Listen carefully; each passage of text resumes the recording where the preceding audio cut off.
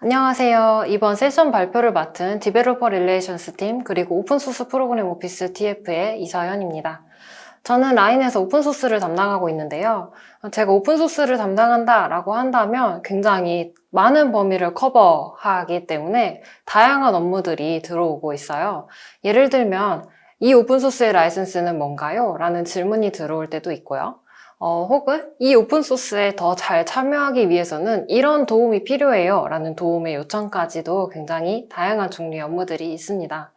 제가 이런 업무들을 하면서 이제 생각을 해봤는데, 데브데이에서 올 한 해 동안 라인에서 오픈소스와 관련된 일들이 어떤 일들이 있었는지 이제 종합해서 소개를 해드리면 굉장히 좋을 것 같아서 이번 세션에서는 올 한 해 동안 진행했던 라인의 오픈소스와 관련된 활동들을 요약하고 공유를 하려고 합니다.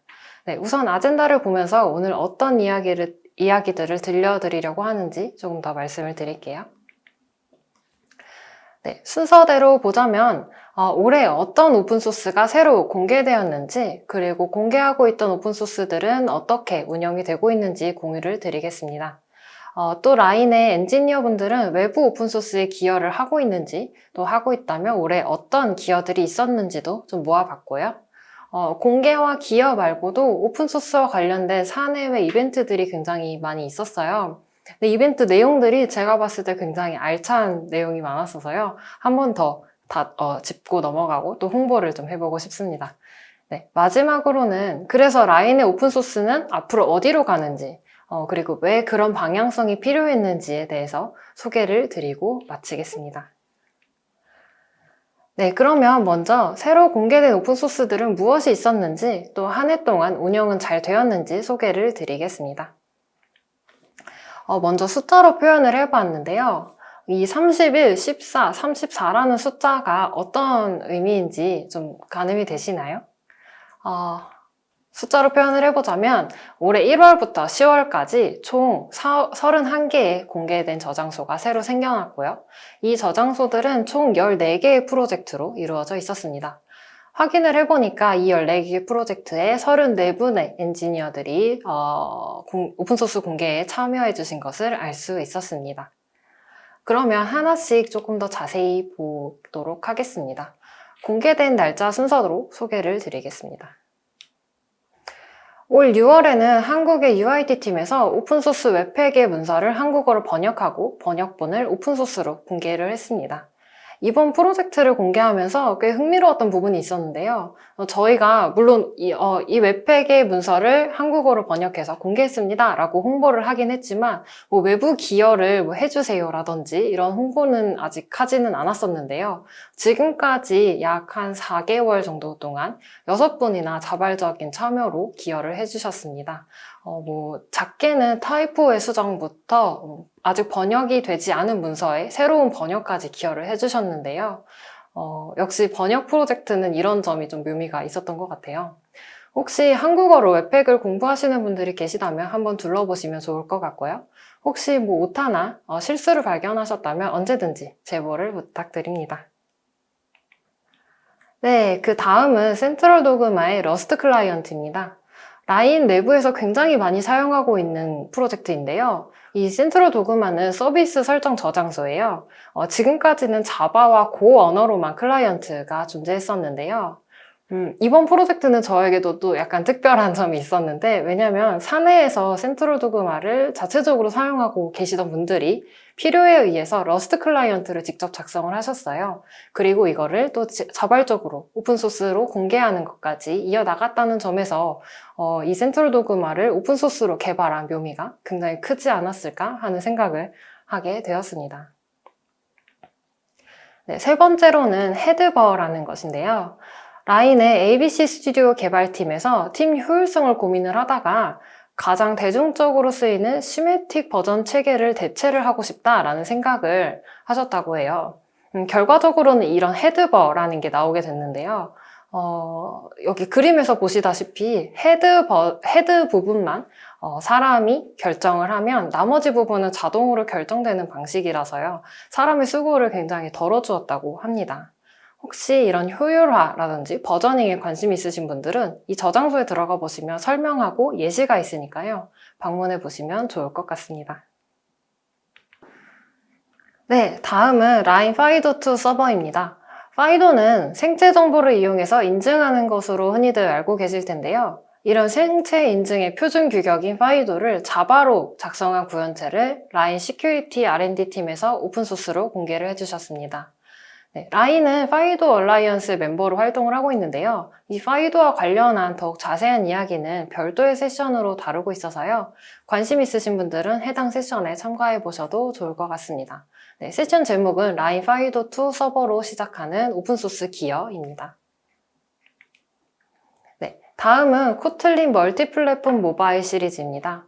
그 헤드버를 공개했던 ABC 스튜디오에서 코틀린 멀티플랫폼 모바일을 사용해서 안드로이드, iOS 앱을 같이 제작을 하고 있는데요. 여기서 사용하는 코틀린 멀티 모바일을 줄여서 KAM 라이브러리를 총 5개와 예시를 오픈소스로 공개했습니다. 이 KAM 라이브러리들은요, 개발자들이 각 플랫폼을 개발을 더욱 쉽게 하도록 하거나 양쪽 플랫폼을 모두 사용하는 사용자들이 동일한 사용자 경험을 하는 것을 도와주는 라이브러리들이니까요. 혹시 멀티플랫폼 개발에 관심 있으신 분들께서는 굉장히 유용할 것으로 보입니다. 네, 여기까지는 어떻게 보면 순수한 오픈소스 프로젝트들 그 자체라고 한다면요. 올해에는 조금 더 새로운 도전들이 있었어서 따로 모아봤습니다. 라인에서 서비스하는 프로젝트 그 자체를 오픈소스로 공개한 건들인데요.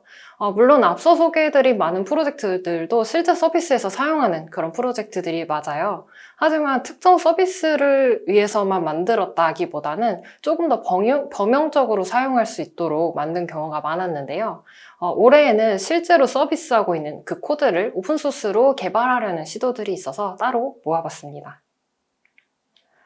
네, 지난 7월에는요, 라인 블록체인 서비스인 링크의 메인넷을 오픈소스로 공개를 하였습니다. 현재까지 총 8개의 저장소가 공개되었고요. 지금도 오픈소스로 개발이 이루어지고 있는데요. 서비스 운영을 하다 보니까 배포나 설정 같은 부분에서 약간의 시행착오를 겪기도 하면서 저에겐 좀 기억이 많이 남는데요. 앞으로도 계속 서비스가 잘 되어서 오픈소스로서도 많이 사랑받는 프로젝트가 되었으면 좋겠습니다. 네, ABC 스튜디오에서는 앞서 보셨듯이 굉장히 다양한 시도들을 하고 있는데요. 얼마 전에는 데마에칸, 라인이 일본에서 서비스하고 있는 음식 배달 서비스이죠. 이 서비스에서 실제로 사용하고 있는 유저 피드백 플랫폼을 오픈소스로 공개를 했습니다. 물론 이 데마에칸 서비스를 위해서 만들어졌지만 이게 스탠드얼론 웹앱이기 때문에요. 유저 보이스 플랫폼이 필요하신 분들께서는 확인해 보시면 좋을 것 같습니다. 네, 이것 말고도 올해에는 라인 API를 활용한 SDK나 데모 코드들도 많이 공개가 되었는데요. 짧게 한번 살펴보도록 하겠습니다. 라인 API 유즈 케이스에 총 11개의 예시가 공개되었습니다. 음식 주문이나 식당 예약, 로그인 등 다양한 경우에서 활용할 수 있는 예제 코드들이 있고요. 또 일본어와 영어 문서를 제공을 하고 있으니까요. 라인 깃허브에서 라인 API 유즈 케이스라고 검색을 해보시거나 홈페이지를 방문하시면 조금 더 자세한 정보를 얻으실 수 있습니다. 네, 이외에도 라인 클로바를 활용한 챗봇 예제, 그리고 블록체인 개발을 쉽게 시작할 수 있도록 돕는 라인 블록체인 SDK 자바스크립트도 공개가 되었습니다. 여기까지 오픈소스 공개 소식을 전해드렸는데요. 그럼 전체적인 오픈소스 운영 현황도 한번 보도록 하겠습니다. 이번에도 먼저 숫자로 표현을 해봤는데요. 이 100과 700, 2300, 과연 이 숫자들이 어떤 지표들인지 좀 소개를 드릴게요. 네, 바로 오늘 이 녹화 시점까지 만들어진 공개 저장소는 총 100개가 되었습니다. 2021년 1월 1일부터 지금까지 새로 만들어진 이슈는 약 700개 이상. 이슈가 계속 늘어나서 제가 정확한 숫자를 집계를 못했는데요. 네, 그 중에서 420개 이상의 이슈가 해결이 되었습니다.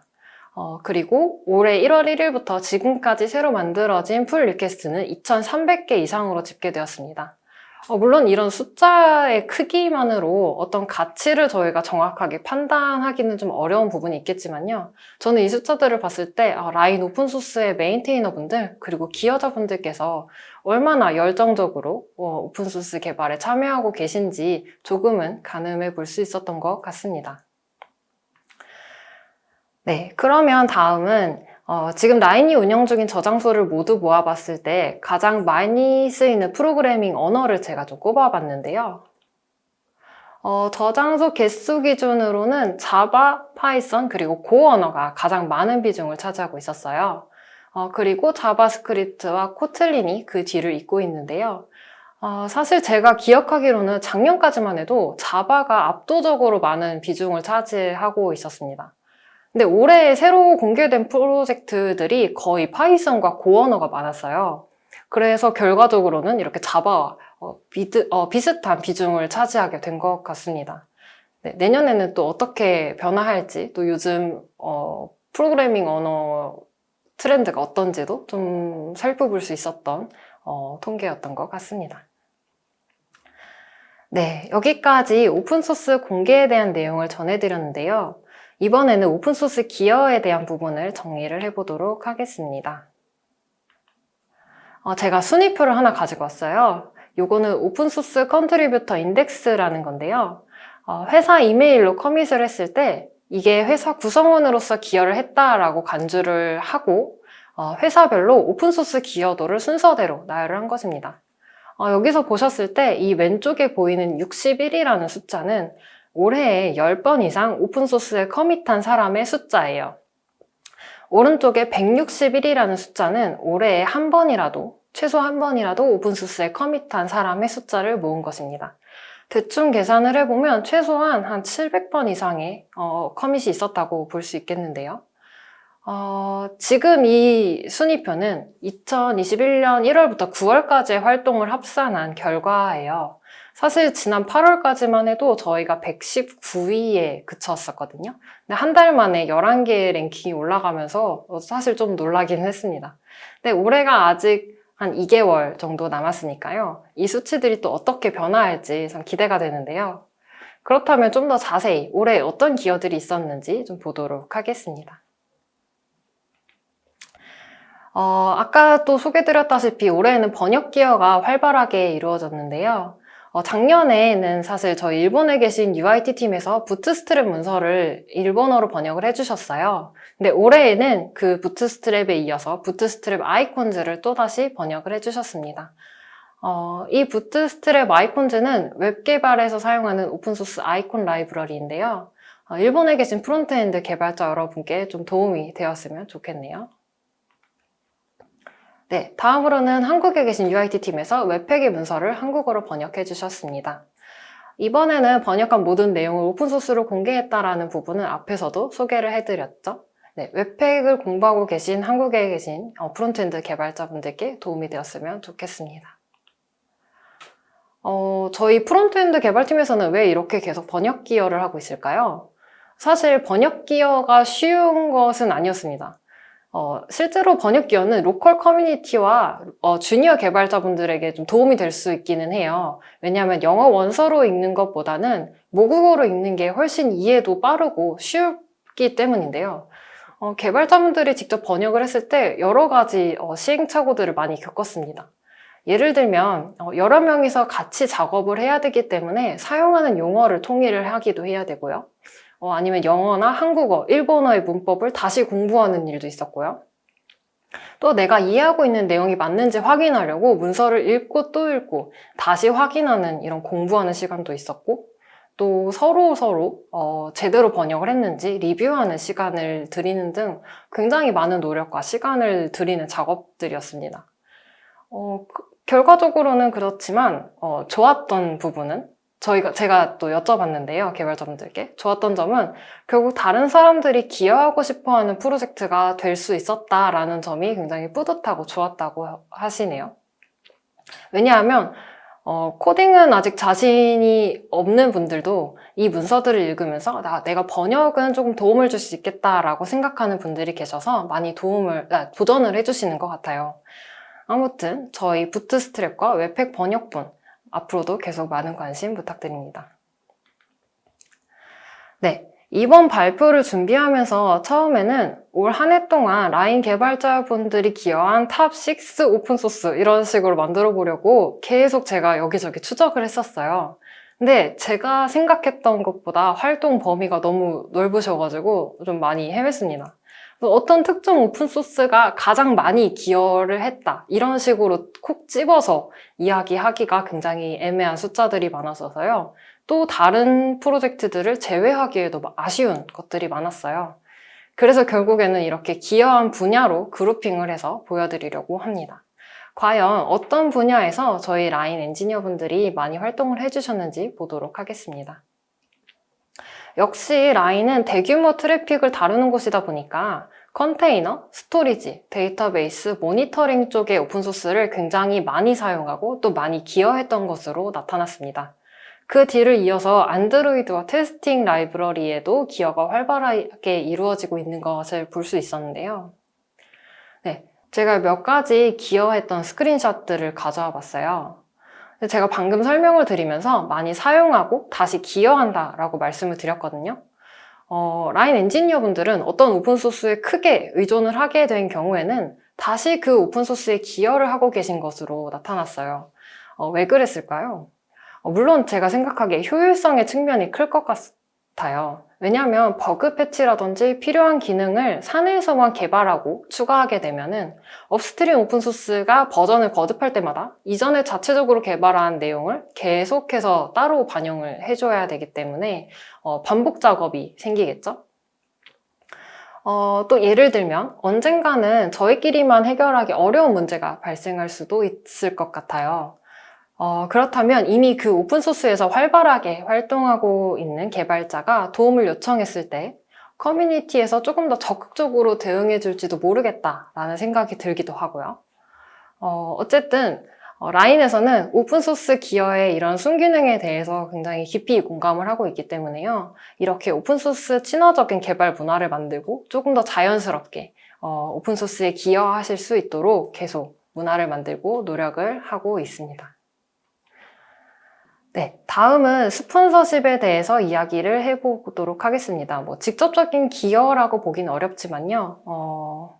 어쨌든 올해에는 이렇게 세 가지 오픈소스, 부트스트랩, 허스키, 뷰.js에 직접 스폰서십을 진행을 했습니다.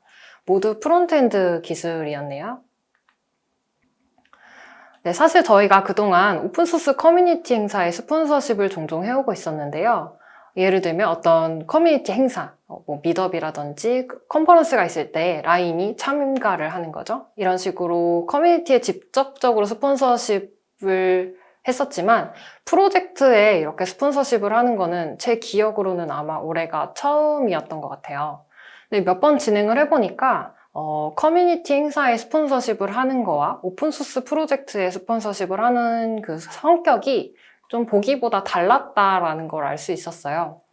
행사에서는 저희가 어떤 걸 지원해주는 대가로 부스에 참가한다라든지 로고가 노출된다라든지 설명회를 한다라든지 이런 여러 가지 대가성의 계약을 맺는 걸 알 수 있었는데요.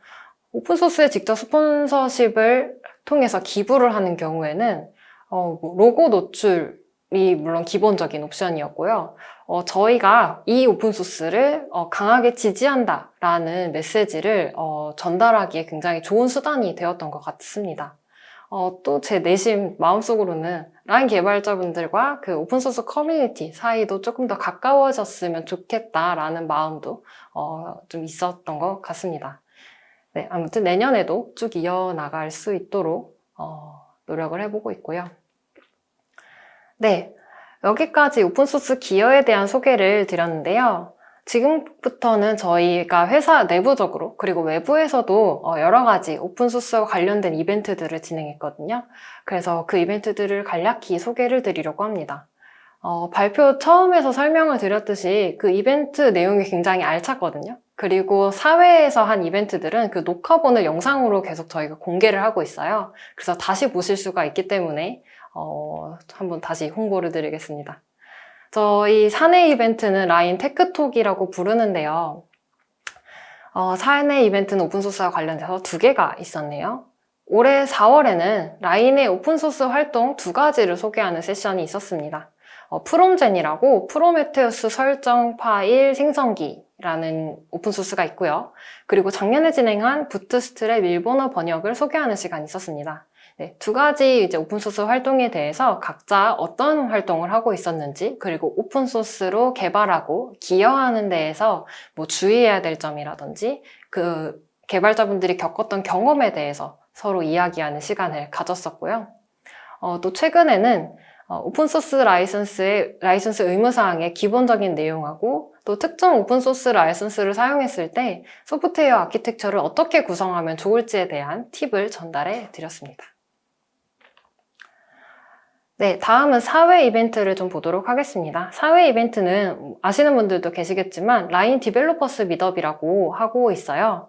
네, 일본어로 진행된 세션 먼저 소개를 드리겠습니다.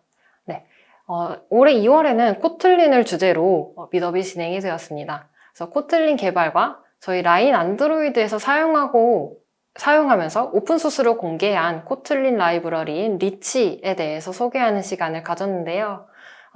이번 세션에서는 특별히 피나텍스트와 유비의 개발자 2분을 초대해서 서로의 코틀린 개발 경험에 대해서 이야기를 나누는 시간을 가졌습니다. 제가 이 스크린샷을 찍으면서도 굉장히 화기애애한 분위기가 많았어가지고 좀 고르기가 어려웠는데요. 코틀린의 다양한 유즈 케이스가 궁금하신 분들은 이 영상 확인해 보시면 도움이 될 것 같습니다. 일본어로 진행이 되었고요. 네. 올해 5월에는 Vue.js 커뮤니티와 합동으로 미트업을 진행을 했습니다. Vue.js 커뮤니티 한국 그리고 일본 커뮤니티와 함께 했는데요. 여기에 추가로 라인에서 공개한 Vue.js 오픈소스 라이브러리인 Vue Pivot Table 플러스도 소개를 하고 또 Vue.js의 기여 경험이 있으신 분들끼리 모여서 서로 기여 경험에 대해서 이야기하는 시간을 가졌습니다. 특히 커뮤니티에서 참여해주신 카즈폰님 그리고 박장준님께 이 자리를 빌어서 다시 한번 감사를 드리고요. 네. 이번 미트업을 진행하면서 Vue.js 커뮤니티에서 활동하고 계신 분들께서 굉장히 또 친절하셨고 열정 넘치는 모습을 보여주셨어요. 그래서 굉장히 시간이 길었는데도 불구하고 계속 좋은 에너지를 받으면서 즐겁게 참여를 했던 기억이 납니다. 네. 그래서 Vue.js 개발에 관심 있으신 분들은 영상 다시 보시면 좋을 것 같습니다. 일부는 일본어, 일부는 한국어로 진행이 되었습니다. 네, 한국에서는 미트업이 아닌 유튜브를 통해서 여러 가지 영상을 보여드렸어요. 네, 그래서 이번에 오픈소스와 관련된 영상들이 인기도 꽤 좋았고 그래서 여기서 한 번 더 소개를 드리려고 합니다. 라인의 오픈소스 중에서 가장 규모가 큰 프로젝트인 아르메리아라는 프로젝트가 있습니다. 이 아르메리아를 메인테인 하시는 개발자 2분을 모셨는데요. 이 2분은 풀타임으로 오픈소스를 개발하고 계셔가지고요. 여러 가지 질문을 사전 받고 미리 받고 저희가 답변하는 시간을 가졌습니다. 예를 들면 서비스 개발할 때랑 오픈소스 개발할 때 어떤 점이 다른지, 또 오픈소스 개발을 할 때 어떤 부분에 가장 신경을 많이 쓰는지, 또 오픈소스 기여를 할 때 어떤 부분에 주의를 해야 되는지, 어떻게 시작하면 좋을지 등 다양한 이야기를 나누었어요. 이 영상은 계신 분야에 상관없이 가볍게 보시기에 좋을 것 같습니다. 한국어로 진행이 되었고요. 네, 그리고 라인에는 파이썬 커미터로 활동하고 계신 개발자가 한 분 계세요. 이번 영상에서는 어떻게 파이썬 프로젝트의 커미터가 되셨는지, 또 커미터가 하는 역할은 무엇인지, 또 오픈소스 기여에 대한 생각은 어떠신지 나누었습니다. 네, 역시 한국어로 진행이 되었고요. 오늘 여러 번 소개해드린 웹팩 한국어 번역 기여에 대한 인터뷰 영상도 있으니까 관심 있으신 분들은 확인해 보시면 좋을 것 같습니다. 지금까지 오픈소스와 관련한 이벤트들을 쭉 소개를 해드렸어요. 저희는 올해 말 그리고 내년에도 계속 새로운 이벤트를 열기 위해서 기획을 하고 있는데요.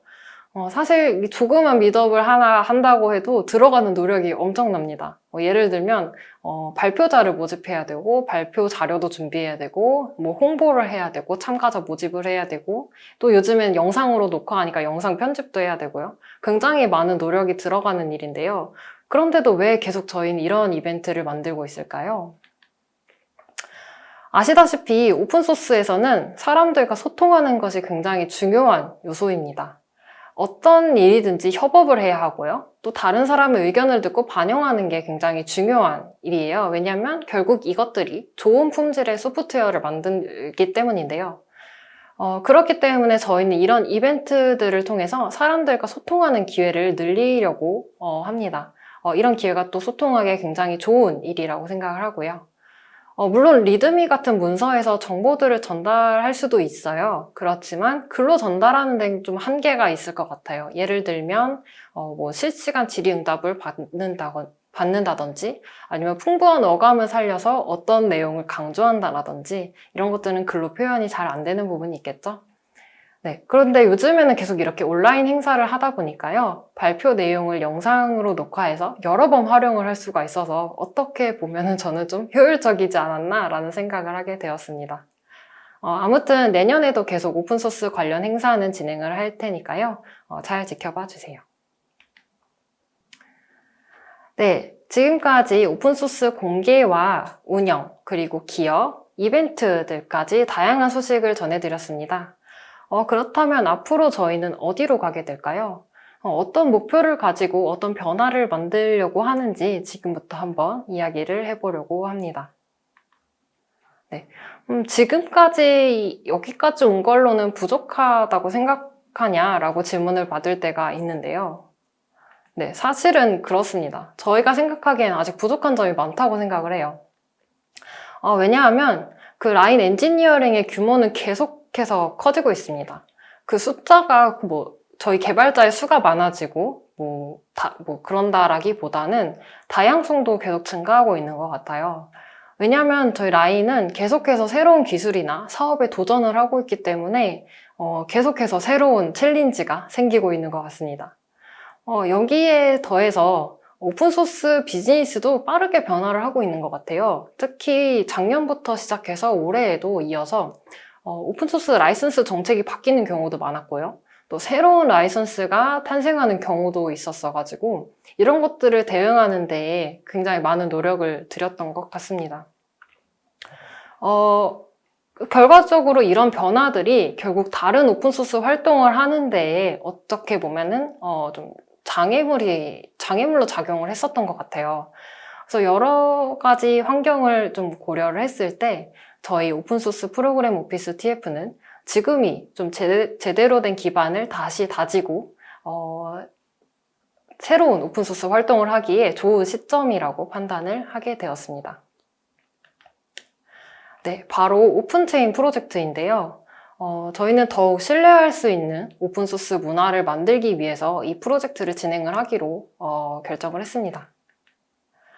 혹시 그 작년에 데브데이에서 이 오픈체인 프로젝트를 소개하는 세션이 있었는데요. 들어보신 분이 계실지도 모르겠네요.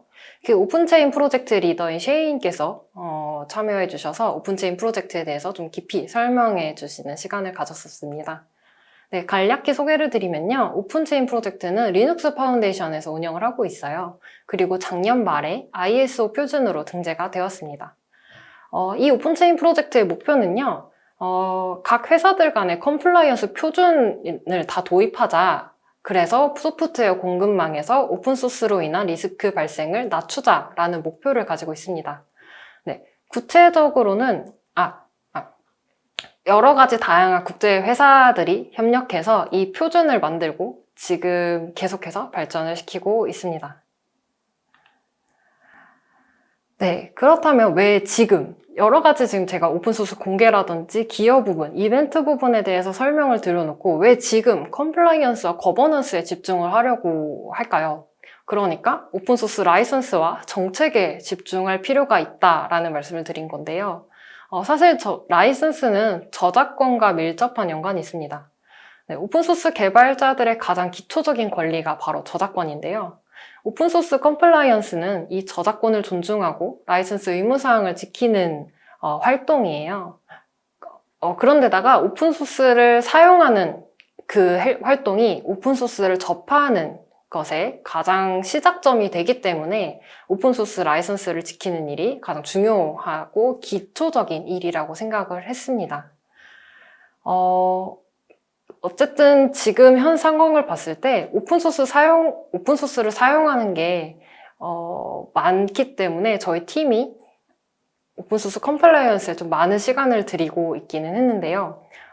결과적으로는 저희가 여러 가지 오픈소스 활동을 서포트하려고 하기 때문에 기반을 잘 다지고 넘어가자라는 이야기를 드린 거고요.